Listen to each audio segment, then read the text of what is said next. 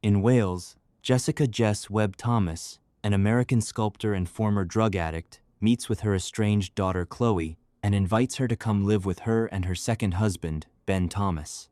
Chloe declines. That night, Chloe goes out with her friend Danny to a house where legend says a witch lived. The two knock twice on the door and leave. Danny starts experiencing paranormal occurrences and is later dragged away by an unseen force. When the demonic spirit frightens Chloe, she accepts Jess's offer and moves in with her. Chloe is initially hostile to her family. Strange events unfold, beginning when Chloe finds a human molar in her carrot and coriander soup. Jess suffers from a nightmare about an old woman crying in her house. In her nightmare, the woman looks at Jess and says "Przepraszam," which means "I'm sorry" in Polish, before slitting her own throat. Jess tells Chloe about her dream and, finding this description familiar, Chloe tells her about Mary Aminov, a supposed witch that used to live next door.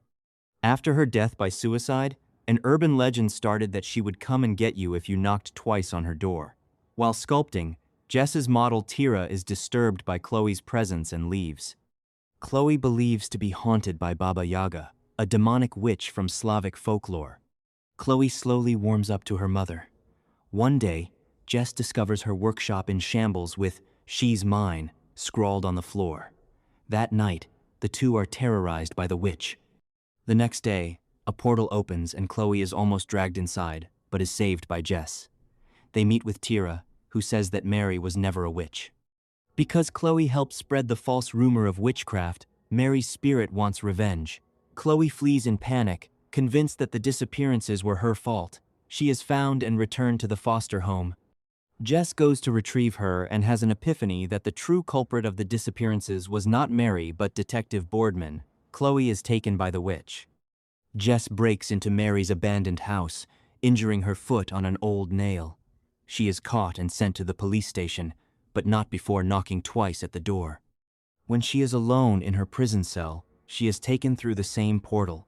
She wanders into a cave where she finds a cage with Chloe in it. Jess gets her out and Baba Yaga pursues them. Meanwhile, Boardman arrives at the witch's home.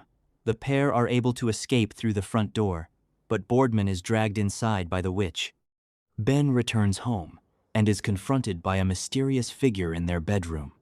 Jess and Chloe arrive home, but find Ben missing.